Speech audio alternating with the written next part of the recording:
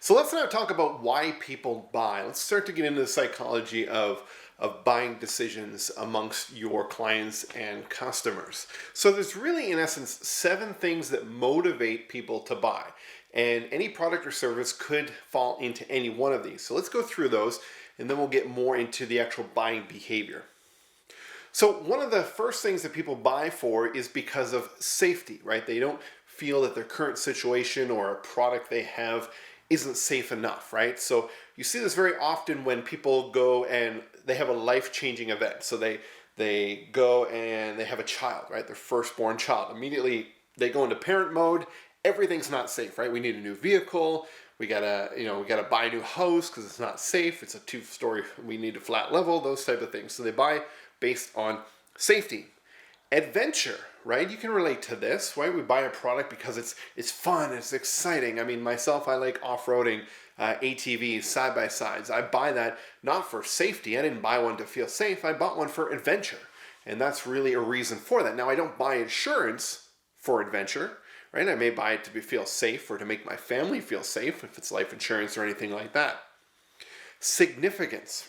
Here's another one, right? We want to feel more significant in our life. So we're going to buy certain things that are going to give us that feeling, right? And make us feel good and excited. Relationships, right? And this isn't necessarily relationships, like husband, wife, boyfriend, girlfriend. It's they buy because they feel that product or service is going to give them a sense of a relationship with that company. And there are businesses where, coffee shops is a great example where, you go in and you're made to feel like this is a place that you're welcome at all the time. You have a relationship there. And that's why you go back to those small, unique coffee shops in your town because you have that relationship. You don't get that when you go to like a bigger box brand chain like a McDonald's or a Tim Hortons or anything like that. But you feel that relationship. Health and wellness, right? We want to be healthy. We want to feel well, and we want to live a long, luxurious life. So that's why we're going to buy certain products or services. Success, a sense of purpose. We all want to feel successful. So, we're going to buy things like training programs and courses to feel successful, to become successful, to feel a sense of purpose, right? We'll go through, a certification program in a certain area of our career because we feel that when we get to that level, that status, we have a sense of purpose in what we're doing, right? We're not just an average Joe that everybody can do what it is that we're trying to do. Growth and education. This kind of falls in that sense of purpose and success, but we do want to grow. We want to expand our minds, our education. There are people out there that just need like the massive amount of education, always want to keep learning and having those diplomas on the wall and those letters after their name, and that's what they get excited about, and that's cool. I have nothing against that. That's all the power to you. But that's what some people will buy because of that growth, that education. You know what? I was one of those people who would buy every electronic training program and document that I could get my hands on because I was like, I gotta learn. But then you buy so much, you don't really have the time to do it all. So, you kind of rope that in a little bit later in your life. So those are the 7 different things. Now you look at what you sell as a product or service, it would fall under one of those. I don't think that you would have trouble finding one of those categories that it wouldn't fall under. So let's look now at some of the triggers of making people make that decision. So we talked about the buyer's journey. We talked about the stages that people would go through, the awareness, consideration, decision, and all that. Now when we get to that decision side, what are some of the psychological things that are going on that make somebody say, yes, let's do it, right? Let's sign on the dotted line. Let's buy this. Let's pull out our credit card. Let's sign up for this thing, whatever it is, right? And it really comes down to 3 different things, 3 different triggers that our brain is wired to make a decision on. Gain being one of them. So we feel that this purchase is going to give us a personal gain. We're going to get somewhere that is higher, more abundant, more beneficial than where we're currently at right now. right? So that is personal gain. And a lot of this, when you start to write your email copy or your sales copy, copy is just a fancy word for the words that are put down to try to get people to understand the concept you are giving them. But what we're going to do, my ears itchy if you're wondering what I'm doing, but if we write it around personal gain, right, you will get more out of life. You will, be more happier. You will be more of this, right? That is trying to trigger on that personal gain side. So that's gain. The next one is fear. Ooh. So this is like not to try to scare people into buying it, but people will buy things because of personal fear, right? There's the fear of missing out, so you can base it on that. There's the fear of what if, which means, if I don't have the proper insurance on my house, what if there's a fire and I'm going to lose everything, right? That's a fear, right? We're not going to buy insurance because we want to show our buddies at the hockey game, look at my insurance policy, right? No, you don't. It doesn't work that way. So fear is really a big driver. Actually, it's probably the most powerful driver in somebody making a decision. And then lastly, is our little blue friend here, logic, right? It's just a logical decision to do that. Now, here's another case to that point. It is, let's say, you have a child, right? It's your first child. Well, what are you going to buy? Well, you're going to buy a car seat, if you have a vehicle, obviously, but you're going to buy a car seat because logically you have to have it, but it's a logical sense that if you're going to be driving with your child, you need them in a car seat, right? Is the logical choice.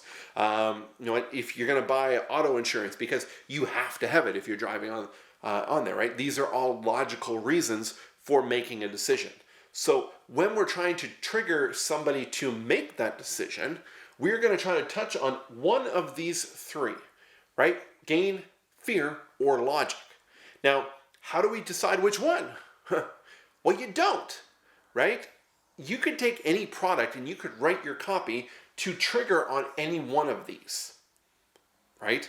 So, the car seat could be gain, which is, you are going to have the safest possible car seat around. It's side impact resistant and blah blah blah blah blah and all this stuff, right?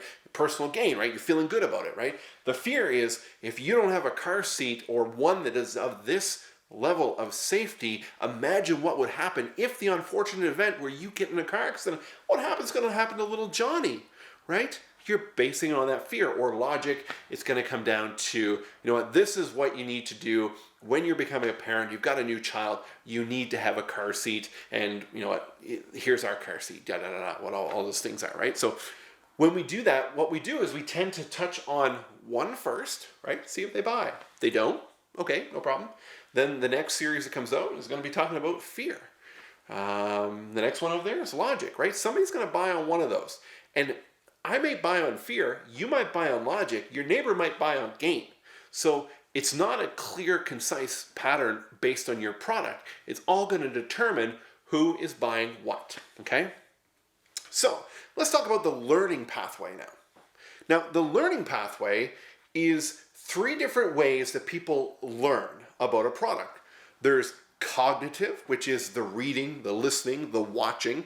That's really gaining that information and doing that initial research. And then we've got the constructivist side of it. And that is where, as a human being, once we're aware of something or a product or solution, our brain starts to construct that product or solution in our own lives, right? We start to see it in our lives. When we talked in that opening about augmented reality and how IKEA was using that app so you can actually see their furniture, right? That's the constructivist side of the brain, is trying to see those products in action in your own life, right? And that's what we try to do. And then the last one in here is the experiential, right? So now we want to try to experience it, right? We want to try it out. We want to touch it.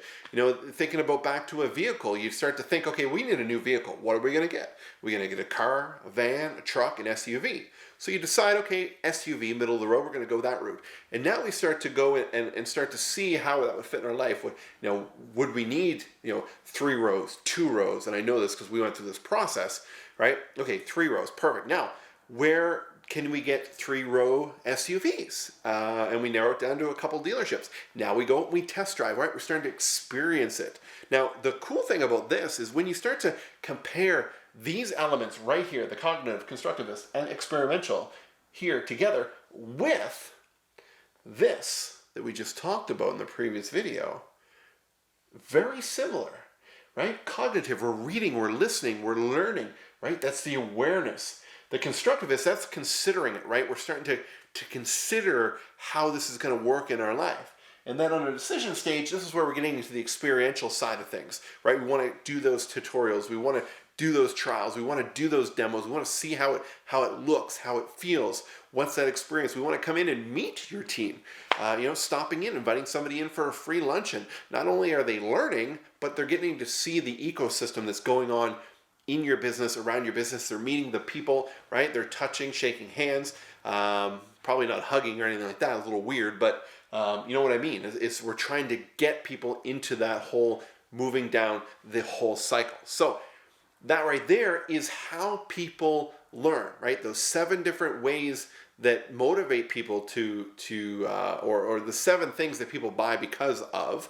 And then we've got the gain, fear, and logic, which are the triggers for making people to make a decision. And then we've got the different learning pathways that are there, right? The cognitive, constructivist, and experiential, which looks very similar to the awareness, consideration, and decision phases that we talked about previously. So take that information and keep it in the back of your brain, because this is stuff that as you develop content, you're going to be thinking back to this because everything is connected to it. So if you have any questions, please by all means let me know. And if you're on Google, do a search, the way people buy, the way people learn. There's a ton of information out there, and you're going to find that it's very much in tune with what I just showed you.